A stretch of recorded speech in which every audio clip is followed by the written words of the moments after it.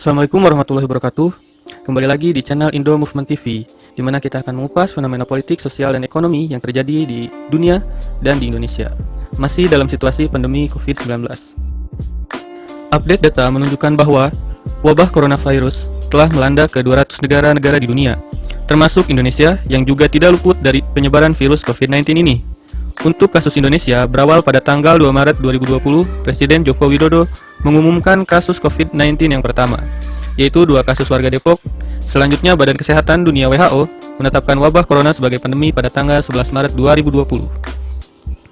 Perkembangan saat ini menunjukkan berdasarkan update terbaru, jumlah kasus positif virus COVID-19 yang dirilis pada hari ini masih memperlihatkan peningkatan.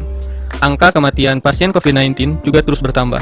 Berdasarkan data gugus Tugas Percepatan Penanganan COVID-19 yang diperbarui pukul 15.40, total jumlah kasus positif corona di Indonesia mencapai 2.491 pasien dan belum menunjukkan tanda-tanda mereda. Akan tetapi, malah sebaliknya, menurut prediksi malah akan terus mengalami peningkatan yang cukup signifikan apabila tidak dilakukan langkah-langkah yang luar biasa di dalam melakukan penanggulangan COVID-19 ini. Sebagai bagian dari langkah-langkah di dalam melakukan penanganan virus COVID-19, Presiden menerbitkan Instruksi Presiden Nomor 4 Tahun 2020 tentang pembatasan kegiatan. Kemudian pada 31 Maret 2020, Presiden Joko Widodo menetapkan kedaruratan kesehatan masyarakat dan mengambil kebijakan pembatasan sosial berskala besar atau yang disingkat dengan PSBB. Selain itu, penerbitan Perpu yang melegitimasi rencana kebijakan pemerintah mengatasi krisis keuangan. Kebijakan ini menganulir wacana darurat sipil yang dikemukakan Presiden sehari sebelumnya. Nah, berikut langkah-langkah pemerintah yang diterbitkan serta dikeluarkannya kebijakan pada tanggal 31 Maret 2020 yang dituangkan ke dalam bentuk peraturan undang-undang sebagai berikut. Yang pertama, Keputusan Presiden Nomor 11 Tahun 2020 tentang penetapan kedaruratan kesehatan masyarakat coronavirus disease 19. Yang kedua, Peraturan Pemerintah Nomor 21 Tahun 2020 tentang pembatasan sosial berskala besar dalam rangka percepatan penanganan coronavirus disease 19.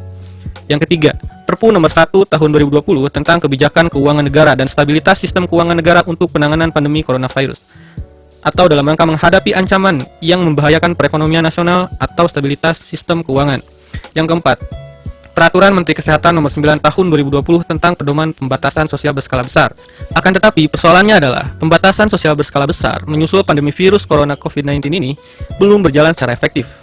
Pasalnya, pengaturan pembatasan sosial berskala besar dalam Peraturan Presiden Nomor 21/2020 belum dilakukan secara menyeluruh, karena hanya mencakup kriteria pembatasan sosial berskala besar dan tata cara penetapan status PSBB oleh Kementerian Kesehatan. Jika kita cermati dalam Peraturan Presiden Nomor 21/2020, terlihat tidak adanya mekanisme aturan yang mengatur terkait penggantian atau kompensasi dari dampak COVID-19 terhadap warga masyarakat, baik itu berupa kompensasi kebutuhan pokok maupun BLT. Dan dalam berbagai regulasi yang dirilis pemerintah, baik peraturan pemerintah, keputusan presiden, dan peraturan pemerintah pengganti undang-undang atau Perpu maupun Permenkes, tidak termuat sanksi maupun kompensasi. Sanksi seharusnya mestinya diberikan bagi mereka yang melanggar. Begitu juga dengan kompensasi, diberikan kepada mereka yang terdampak langsung dari kebijakan ini. Jangan sampai kebijakan pembatasan sosial berskala besar hanya bisa jadi sekadar imbauan belaka karena cenderung meski masih belum tegas. Karena seharusnya sanksi dan kompensasi harus ditegaskan secara beriringan. Sebab aturan yang baik mestilah diiringi dengan sanksi dan penghargaan. Yang melanggar diberi hukuman, yang mentaati diberi penghargaan. Kompensasi adalah turunan dari ketaatan warga masyarakat atas kebijakan pembatasan sosial berskala besar. Dengan adanya PSBB, ada banyak warga masyarakat yang ekonominya terganggu. Mereka tidak bisa bekerja sebagaimana biasanya. Sebagian dari mereka itu justru bekerja harian untuk menutupi kebutuhan harian mereka. Kelompok masyarakat seperti inilah yang perlu diberi kompensasi oleh pemerintah. Selanjutnya, beberapa pasal kontraproduktif butuh penjelasan berkaitan dengan pasal 4 ayat A. Liburan dan tempat kerja, liburan sekolah, liburan kampus, beda dengan yang dimaksud dengan belajar di rumah atau work from home, bekerja di rumah. Berikut pasal yang mengatur tentang kriteria pengajuan pembatasan sosial berskala besar. Sebagaimana pada pasal ayat 1 disebutkan PSBB harus memenuhi kriteria, yaitu jumlah kasus atau jumlah kematian akibat penyakit meningkat dan menyebar secara signifikan dan cepat ke beberapa wilayah. Pertanyaannya adalah, kenapa mesti menunggu harus ada korban kematian dulu, baru boleh mengajukan PSBB? Padahal negara harus melindungi setiap warga negaranya sebagaimana amanah Undang-Undang 1945. Selanjutnya, dengan adanya pengaturan tentang pembatasan sosial berskala besar berkaitan dengan karantina wilayah, Secara otomatis, hendaknya diberlakukan pula Undang-Undang Nomor 6 Tahun 2018 tentang karantina kesehatan, di mana apabila telah terjadi darurat kesehatan, kemudian pemerintah mengambil kebijakan untuk karantina wilayah, maka pemerintah wajib memenuhi hak dasar masyarakat sebagaimana diatur Pasal 55 Ayat 1 dan Undang-Undang Kekarantinaan Kesehatan yang menyatakan, selama dalam karantina wilayah, kebutuhan hidup dasar orang dan makanan hewan ternak yang berada di wilayah karantina menjadi pertanggungjawaban pemerintahan pusat.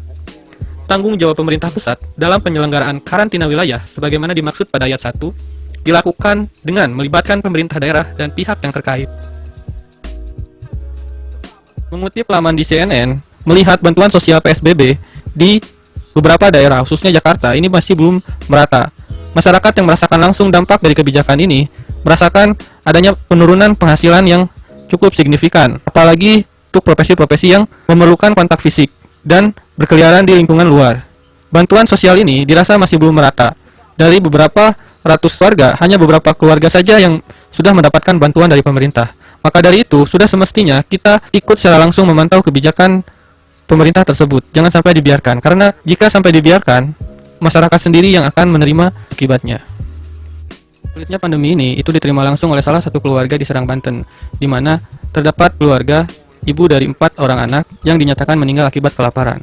Setelah menjadi sorotan, banyak relawan yang membantu keluarga tersebut. Nah, maka dari itu, di tengah pandemi ini, kita juga harus mengasah kepekaan sosial. Jika kita mampu untuk membantu dan berkontribusi untuk penanganan COVID ini, sudah selayaknya kita membantu antar sesama manusia, agar kejadian-kejadian seperti ini tidak terulang di beberapa daerah di Indonesia.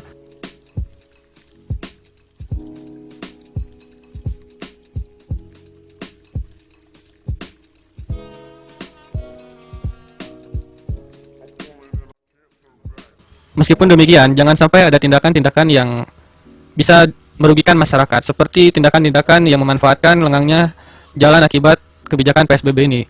Bisa kita lihat bahwa sejumlah motor konvoi di jalanan yang sepi, padahal sudah diingatkan untuk tetap di rumah. Jangan seperti ini ya. Selanjutnya kita beralih pada kabar kebijakan Presiden mengenai Kartu Prakerja. Ada beberapa kontroversi mengenai Kartu Prakerja yang dicanangkan oleh pemerintah ini.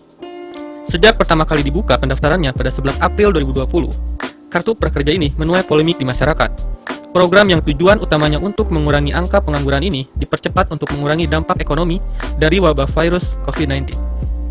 Kartu Prakerja sendiri merupakan salah satu janji kampanye Presiden Joko Widodo saat Pilpres 2019. Dia menjanjikan pengangguran bisa mendapatkan insentif dan diberikan pelatihan secara gratis bersertifikat. Berikut beberapa kontroversi yang terjadi dalam polemik Kartu Prakerja ini. Yang pertama, perusahaan staf khusus Jokowi jadi mitra penyelenggara pelatihan. Penunjukan ruang guru jadi satu dari 8 mitra penyelenggara pelatihan online Kartu Prakerja menimbulkan polemik. Pasalnya, Ruang Guru merupakan perusahaan startup milik Belva Devara, salah satu staf khusus Presiden Joko Widodo. Belakangan, setelah menuai kontroversi, Belva akhirnya memutuskan mundur dari posisinya sebagai staf khusus milenial. Ruang Guru terlibat dalam mitra penyedia pelatihan di Kartu Prakerja lewat Skill Academy. Ujarnya, saya mengambil keputusan yang berat ini, karena saya tidak ingin membuat polemik mengenai asumsi atau persepsi publik yang bervariasi tentang posisi saya sebagai staf khusus Presiden menjadi berkepanjangan, yang dapat mengakibatkan terpecahnya konsentrasi Bapak Presiden dan seluruh jajaran pemerintahan dalam menghadapi masalah pandemi COVID-19, tulis Devara dalam surat terbukanya. Dirinya berkali-kali menjelaskan penunjukan Ruang Guru sebagai mitra pelatihan online sesuai dengan prosedur. Pemilihan Ruang Guru sendiri di Prakerja tidak ada kaitannya dengan posisinya saat itu sebagai staf khusus Jokowi. Menurut Sekretaris Kabinet Republik Indonesia yaitu Bapak Pramono Anung, beliau menyatakan memang benar Presiden sudah menerima surat pengunduran diri dari staf khusus Presiden, Saudara Belva Syah Devara.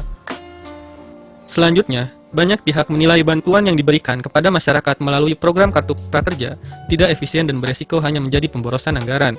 Pasalnya, 5,6 triliun dana bantuan yang diberikan pemerintah untuk 5,6 juta peserta penerima manfaat program Kartu Prakerja akan mengalir ke kantong-kantong lembaga pelatihan. Mereka mayoritas adalah startup yang bekerja sama dengan pemerintah, sekaligus menjadi penyedia pelatihan yang dilakukan secara online. Pemerintah sendiri mengalokasikan anggaran untuk Kartu Prakerja sebesar 20 triliun rupiah. Jumlah tersebut meningkat 2 kali lipat dari rencana awal sebesar 10 triliun rupiah. Antaran program Kartu Prakerja kini beralih haluan dari program jaring pengaman untuk pencari kerja menjadi bantuan sosial bagi pihak-pihak yang kehilangan pekerjaan di tengah pandemi virus corona. Jangan sampai kartu prakerja keluar dari konsep dan tujuan awal, di mana pemerintah mencanangkan adanya peningkatan produktivitas tenaga kerja. Seharusnya pemerintah memperhatikan kondisi tenaga kerja Indonesia yang umumnya didominasi oleh pendidikan yang rendah. Yang kedua, adanya peningkatan lapangan pekerjaan. Membuka lapangan pekerjaan yang terkait dengan sektor-sektor yang telah disebutkan sehingga dapat menyerap penerima manfaat lebih optimal, bukan manajemen diri dan lain-lain. Yang ketiga, pemberian insentif bagi para penerima manfaat kartu prakerja. Seharusnya rencana ini perlu memperhatikan konsep keadilan bagi penerima manfaat kartu prakerja dan para pekerja, khususnya para pekerja yang dengan upah minimum. Yang keempat, pengalokasian kartu prakerja. Pemerintah harus tepat sasaran dalam mengalokasikan dan yang mendapat kartu prakerja dan mempermudah pendaftaran serta menambah kuota agar semua rakyat yang terdampak dapat merasakan kebijakan ini. Lalu, komitmen dan kolaborasi yang baik dengan berbagai sektor. Seharusnya pemerintah juga harus memperhatikan ketat tiap provinsi dan kondisi di daerahnya masing-masing dengan baik. Dan yang terakhir itu tentang pelatihan online. Sejatinya rakyat membutuhkan keahlian diri, bukan manajemen diri yang hanya cukup lewat daring seperti menonton YouTube. Dan seharusnya pemerintah pun melakukan pendidikan secara tatap muka. Mungkin seperti itu kritik dari kartu prakerja ini. Jika teman-teman memiliki unek-unek mengenai kebijakan kartu prakerja ini, silahkan tulis di kolom komentar. Semoga saja polemik mengenai kebijakan kartu prakerja ini dapat diselesaikan secara cepat. Karena niatan baik negara untuk membantu rakyatnya harus kita dukung dan kita awasi. Berbagai kritik yang timbul dari masyarakat seharusnya bisa didengar dan ditampung aspirasinya oleh pemerintah, agar kebijakan ini sesuai dan tepat sasaran. Nah, untuk kalian yang hobi menulis, gampang banget nih untuk bisa mengirimkan karya kalian di indomovement.com. Caranya, pertama buka browser di HP kalian ataupun di PC kalian. Lalu, di sini saya menggunakan Google Chrome. Ketikkan indomovement.com. Oke. Kita tunggu. Nah,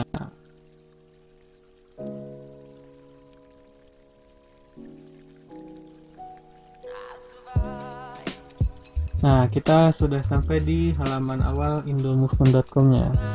Nah, untuk bisa mengirimkan tulisan kalian, lihat di pojok kanan atas.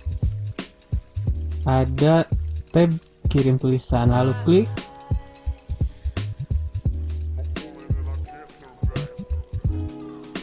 Nah, tapi sebelum kalian jadi member, kalian harus register terlebih dahulu. Caranya, klik orang yang ada di pojok kanan dekat tanda kaca pembesar dan bulan.